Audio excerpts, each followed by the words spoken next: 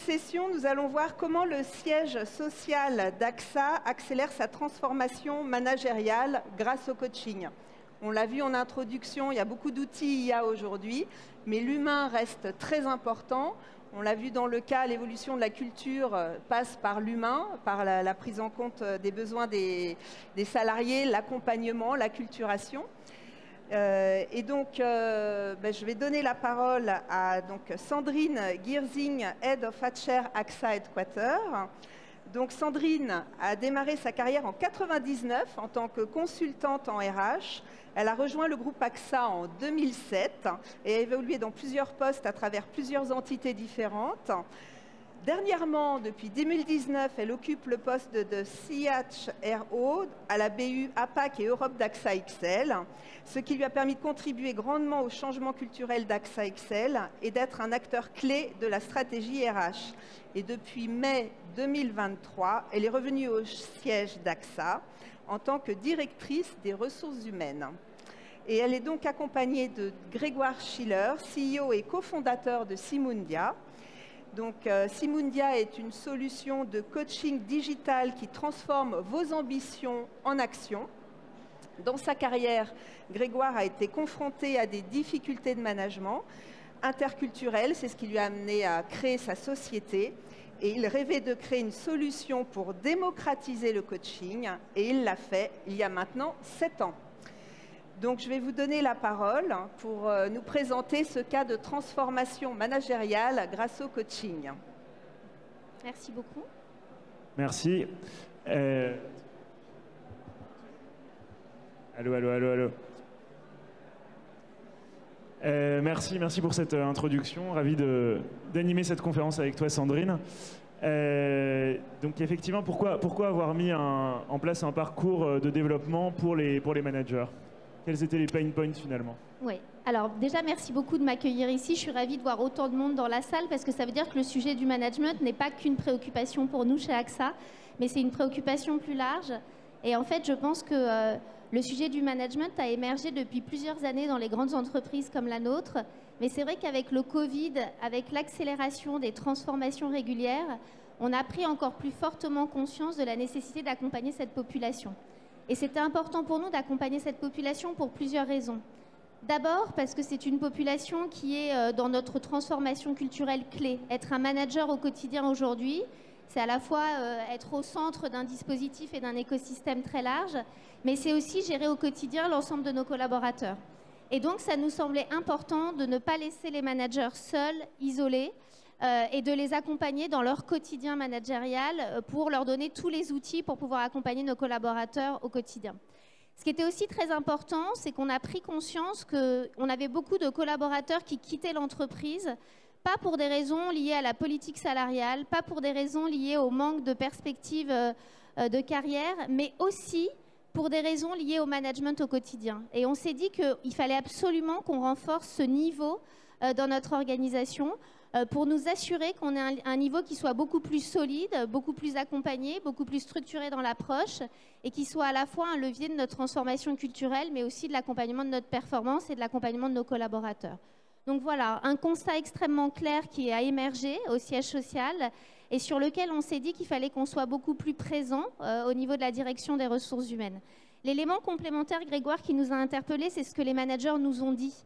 Parce que finalement, quand on leur parle et qu'on se rapproche d'eux, qu'on commence à les écouter vraiment, on se rend compte que les managers ont besoin de partager des pratiques, ils ont besoin parfois d'avoir quelqu'un qui les aide à prendre du recul par rapport à leur quotidien, et puis ils ont besoin d'outils, parce que finalement, devenir manager, c'est pas si naturel que ça. Et puis chez AXA, on a beaucoup de managers qui sont des experts techniques, qui du jour au lendemain reçoivent une belle lettre de nomination pour leur dire « Félicitations, tu es devenu manager aujourd'hui ».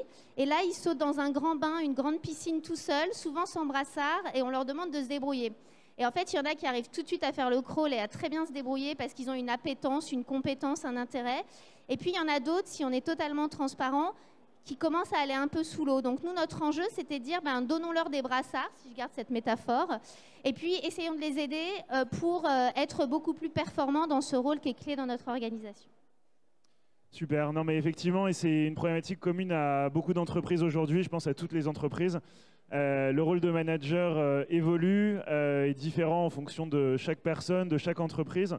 Et donc, il y a une vraie nécessité d'accompagner les managers aujourd'hui. Et justement, comment tu définirais le rôle d'un manager aujourd'hui?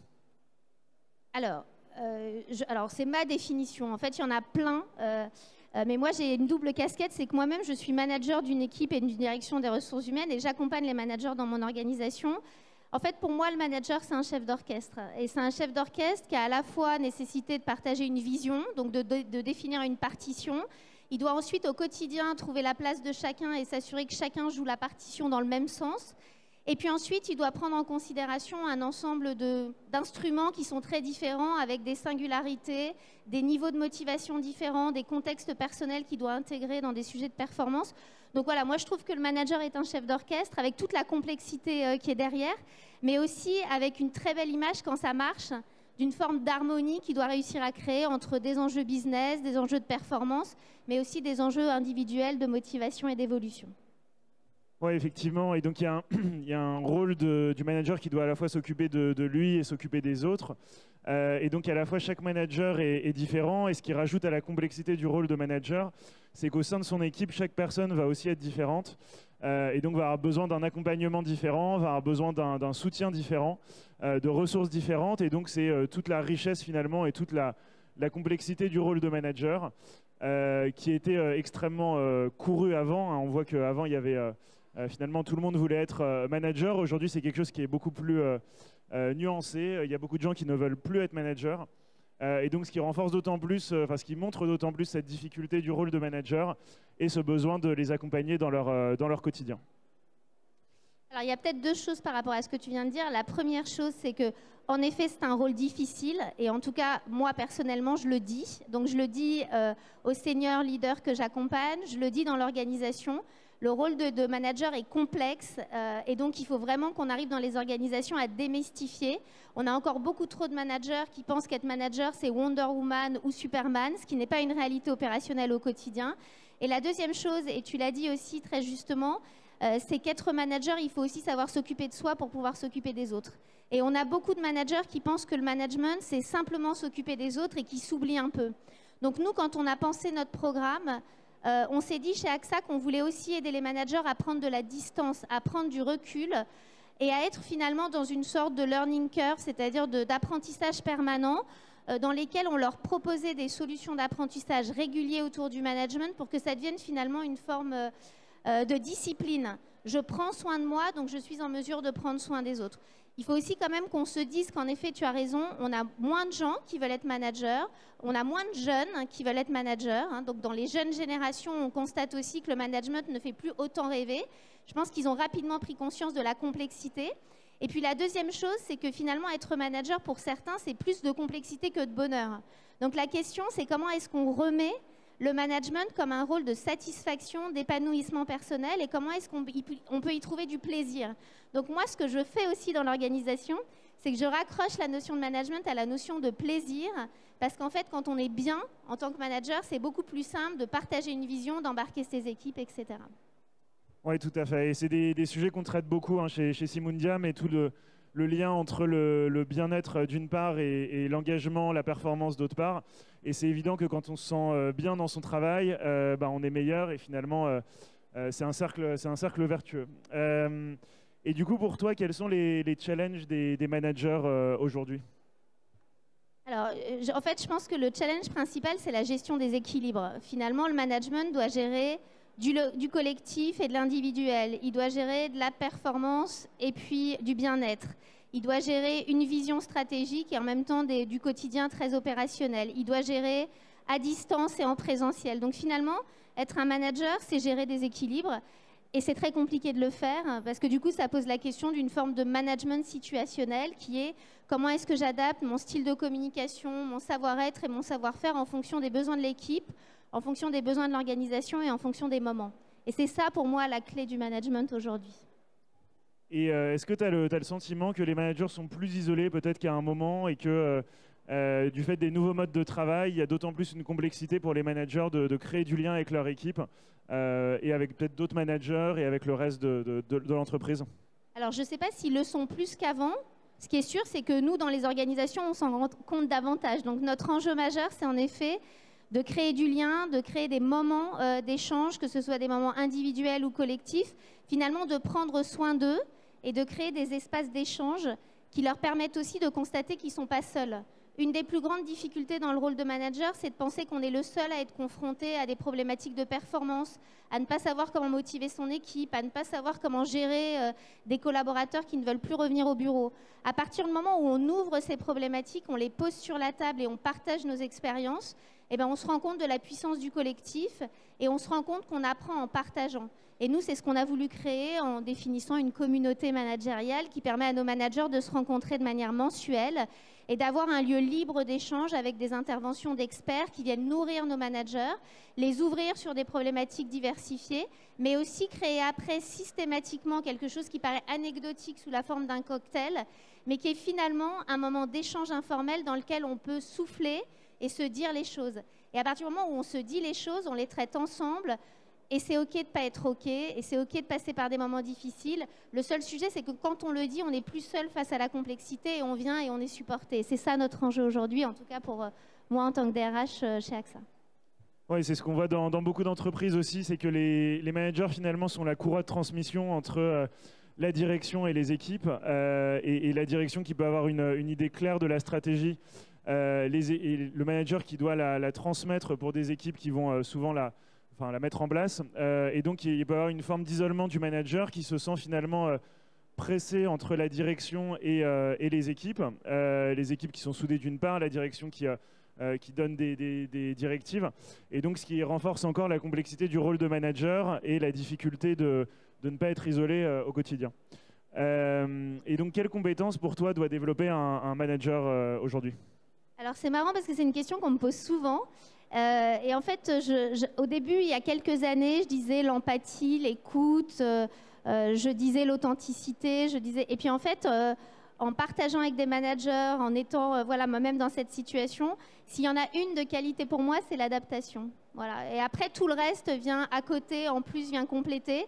Mais finalement, je trouve qu'aujourd'hui, ce qui fait la différence dans un rôle de manager, c'est sa capacité d'adaptation. Donc c'est probablement vers ça qu'on va devoir encore plus dans les années à venir développer nos managers, parce que s'adapter, c'est apprendre, s'adapter, c'est être à l'écoute de l'autre, s'adapter, c'est comprendre ce qui est en train de se jouer dans les organisations et du coup être en mesure d'adapter son comportement à ce qui est en train de se passer en face de nous, que ce soit individuel ou collectif. Donc je bouge comme tout le monde, j'essaie de m'adapter à l'évolution des mœurs, on va le dire comme ça. Mais en tout cas, voilà, je trouve que l'adaptation reste aujourd'hui une compétence clé à développer, ce qui n'est pas facile d'ailleurs.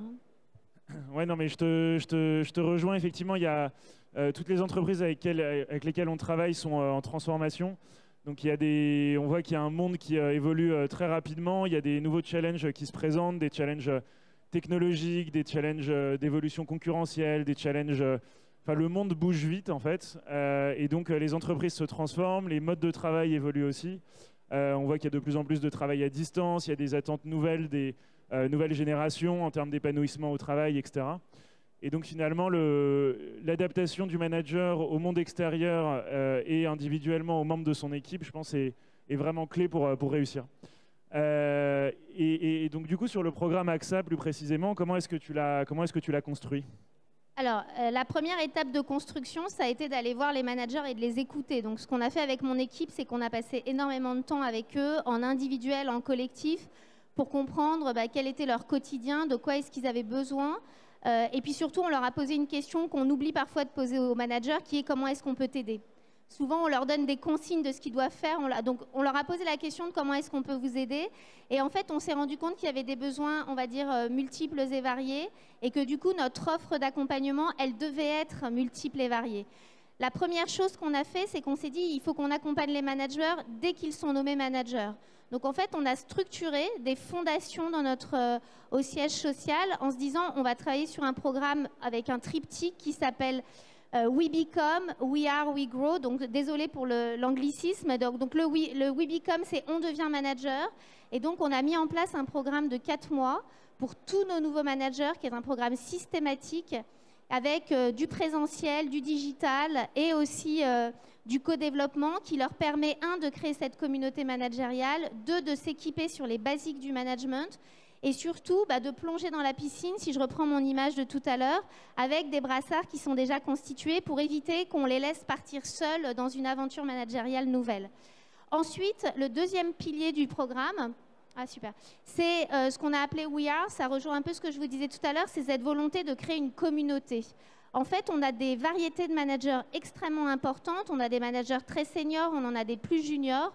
On en a qui ont suivi des milliers de formations managériales. Et quand on leur dit « on a une nouvelle formation pour toi », très souvent, ils y vont avec peu d'intérêt.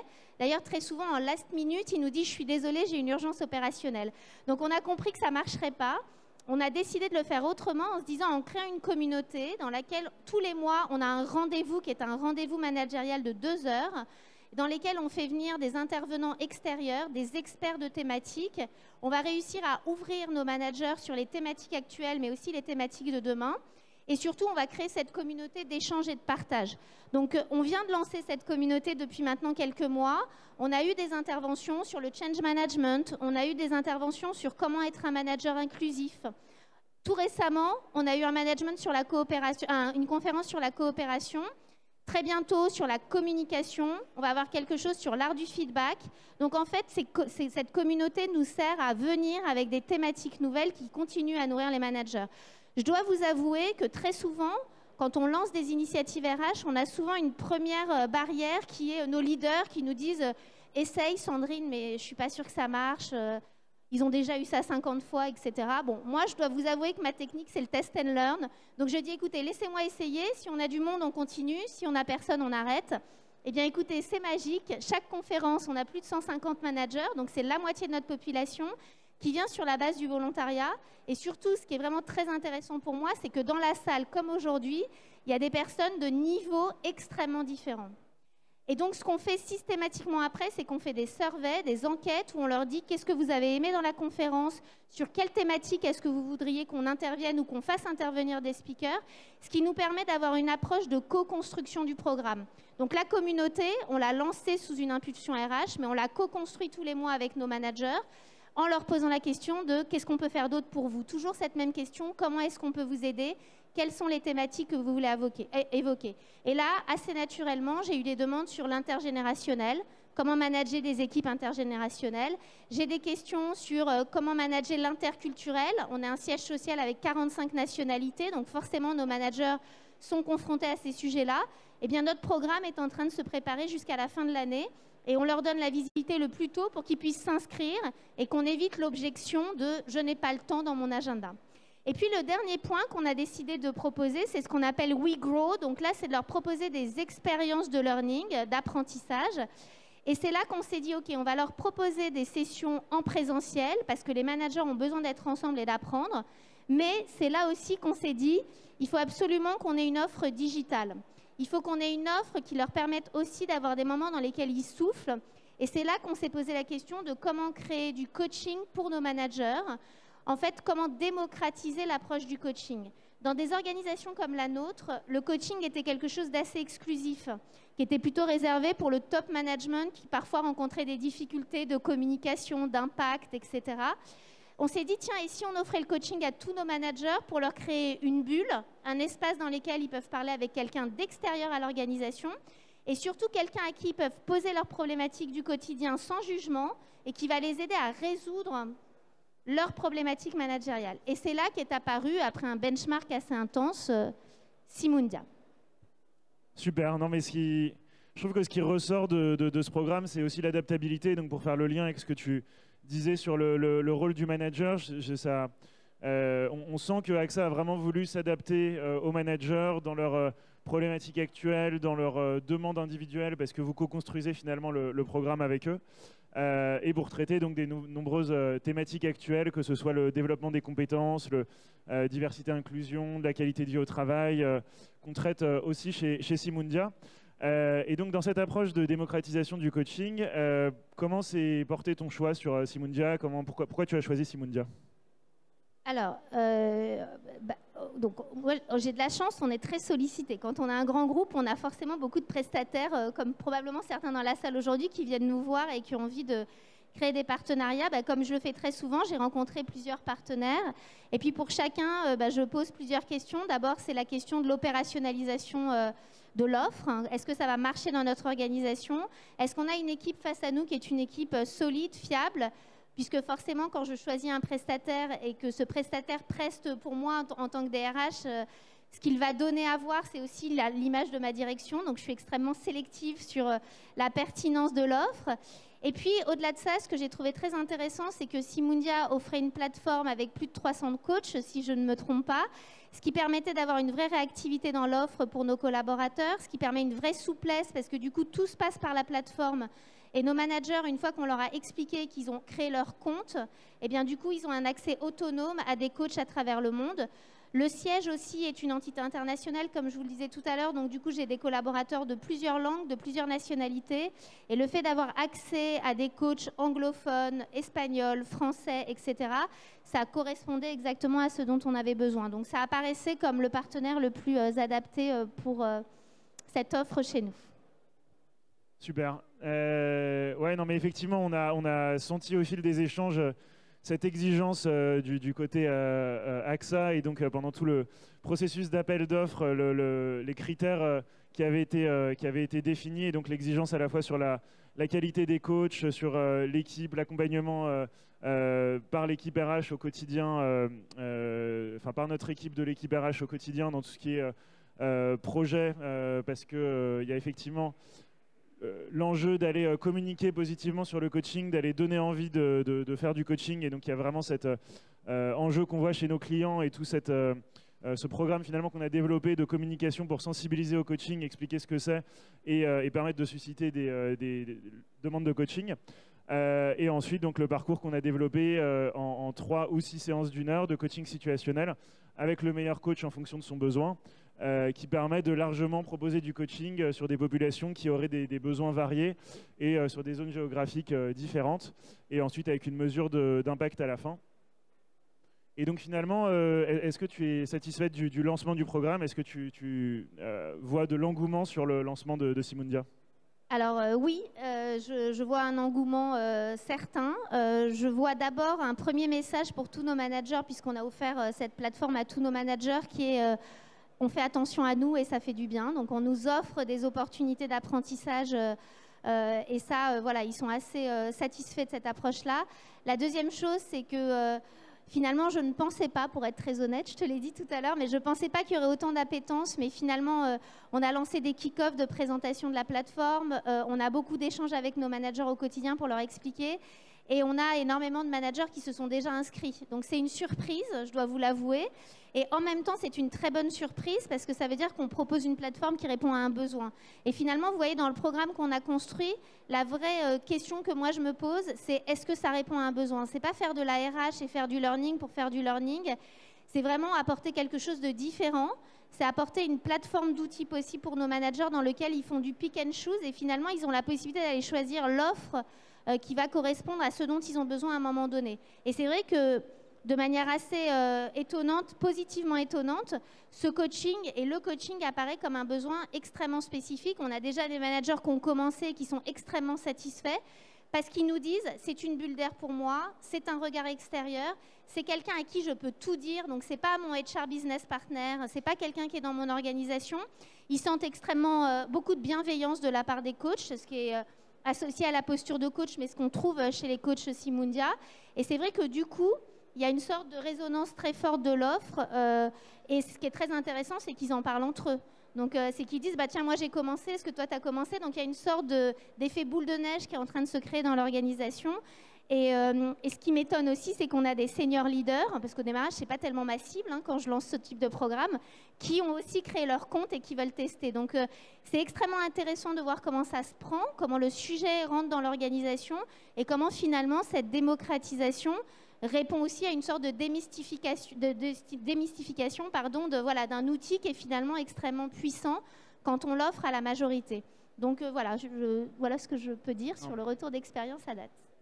Super. Et c'est vrai qu'aujourd'hui, il y a beaucoup de solutions qui sont proposées aux managers. On a accès à beaucoup d'outils de learning, que ce soit par les entreprises. On a beaucoup de contenu accessible sur Internet, etc. Et donc, il il y a vraiment cet enjeu de proposer des solutions qui soient utilisées et qui soient utiles au quotidien.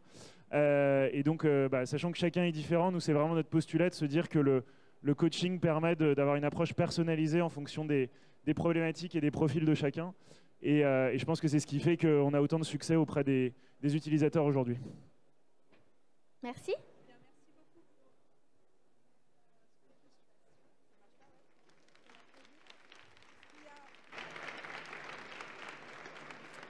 Est-ce qu'il y a une question?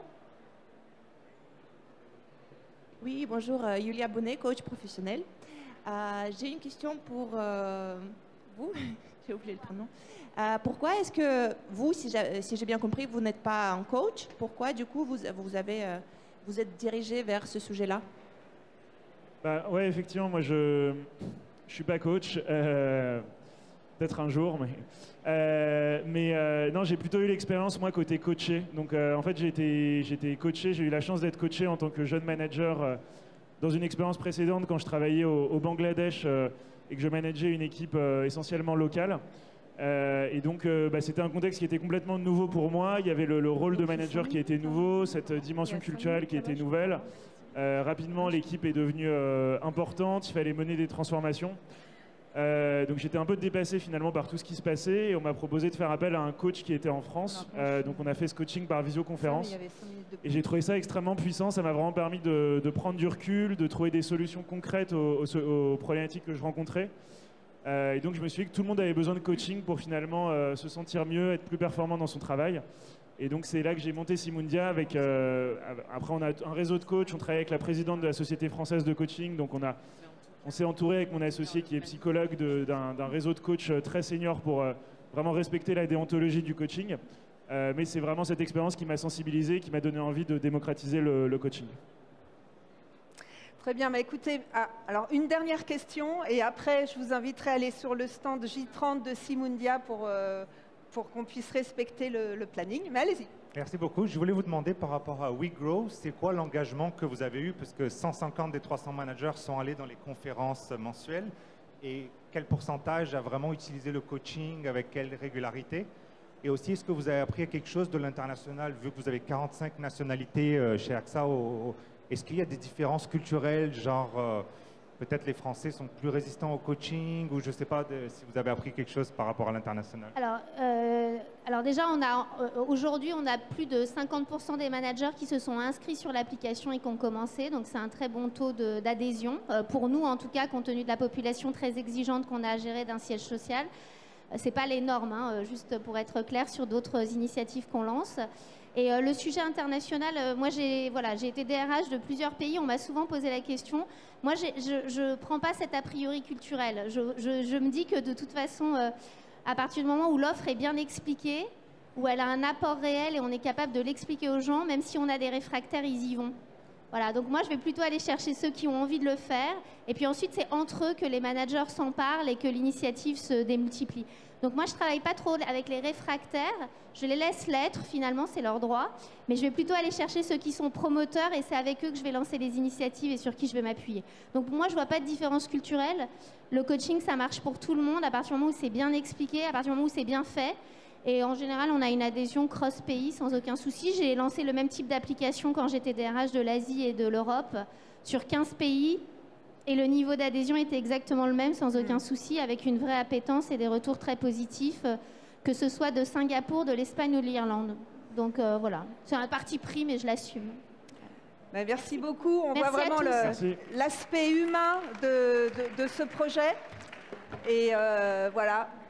Nous devenons, nous sommes et nous grandissons la courroie de distribution des managers, donc vraiment un bel exemple de l'équilibre entre la technologie et l'humain et la prise en compte de chacun et l'évolution au rythme de chacun aussi.